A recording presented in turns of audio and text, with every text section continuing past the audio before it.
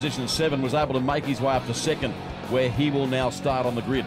Unfortunately, time constraints don't allow us to bring you the action in the Super 7s, but here is Alex Bright with Brad. Thanks very much, Dave. Well, this young American has certainly made people stand up and take notice. Great run in that lucky 7 there, Alex. Yeah, we definitely got this Polar Ice number 29 working. Didn't start off too good in the heat races, but we got this thing working for that what do they call it, pole dash? Pole dash. So I'm happy we'll be starting on top, or I guess inside pole or outside pole, depending on what Adam Clark picks. And we're definitely going to be a contender for tonight.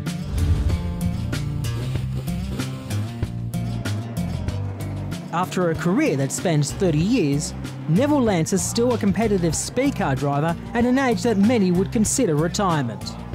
At 58 years of age, the Gooseberry Hill resident has been a fan favourite across a variety of classes, which includes a stint in NASCAR during the mid-1990s. But it has been Speedcars that his reputation has been forged. Last season saw Lance achieve a lifelong dream in becoming an Australian Speedcar champion, winning in front of his home crowd at the Perth Motorplex after decades of trying to win the prestigious crown.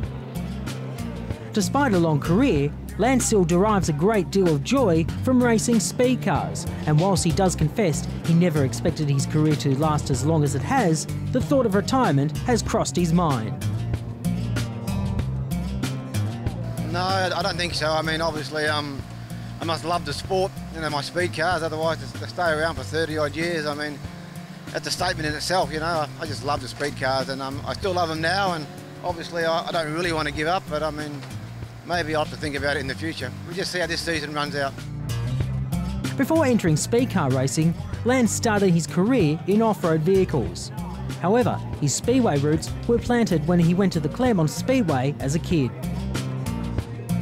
Well, actually, when I was 7 years old, I used to go to Speedway with my neighbour, and I always loved the speed cars, and I said to him one day, look, I'm going to race one of those. And he goes, oh, look, son, they're too expensive, you can never do that. And I went, oh.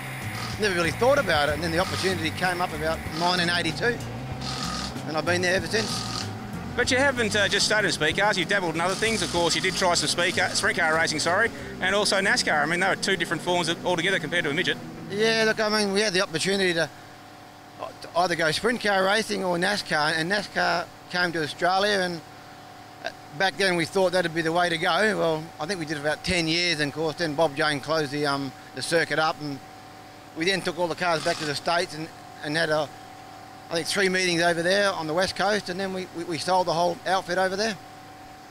In regards to like the driving styles, they must be completely different. Yeah, look, nothing the same at all.